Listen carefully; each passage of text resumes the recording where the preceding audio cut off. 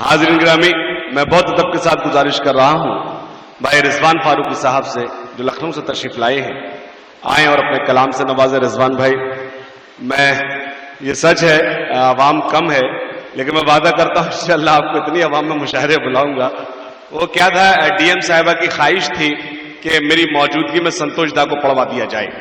اب حالانکہ ہماری اتنی حیثیت نہیں کہ اپنے ضلع ادھیکاری کی بات نہ مانا، ہماری کیا ضرورت۔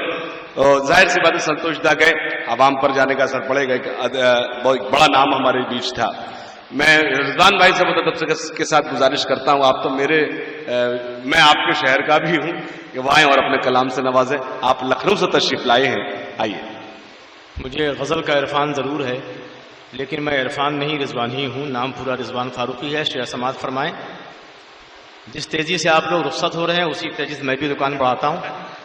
شعر حاضی ہے کہ عجب جھوٹے قصے گڑھے جا رہے ہیں، عجب جھوٹے قصے گڑھے جا رہے ہیں، مگر آب زر سے لکھے جا رہے ہیں۔ اور شعر پیش کرتا ہوں کہ روایت کی خستہ مڈیروں پہ بیٹھے، روایت کی خستہ مڈیروں پہ بیٹھے غٹرغوں کیے جا رہے ہیں۔ اور ایک شعر اور سماعت فرمائیں کہ انہیں کیا غرض فائدہ ہو کہ نقصان، انہیں کیا غرض فائدہ ہو کہ نقصان، وہ تعویذ گنڈے لکھے جا رہے ہیں۔ آپ دیکھیے ہمارے سماج کا کیا المیہ ہے کہ جو سوداگر تھے وہ کیسے کیسے منصب پا گئے، لیکن مسجدیں آج بھی ویران ہیں۔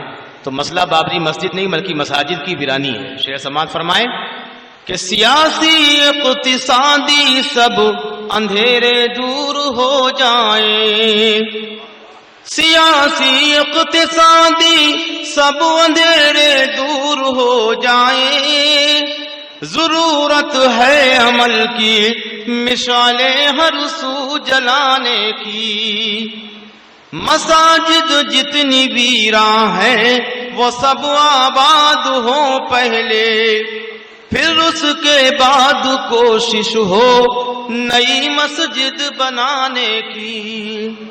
شکریہ محترم۔ دو تین شعر اور اس کے بعد رخصت کہ عظمت رفتہ کے قصے بیکار۔ پوری ملت مسلمہ جو ہے وہ صرف عظمت رفتہ بیان کرتی ہے، آباء و اجداد کے قصے، لیکن اس کا اپنا حال بہت برا ہے۔ شیخ سماعت فرمائیں کہ عظمت رفتہ کے قصے بیکار، اور جو نہ چل پائیں وہ سکے بیکار۔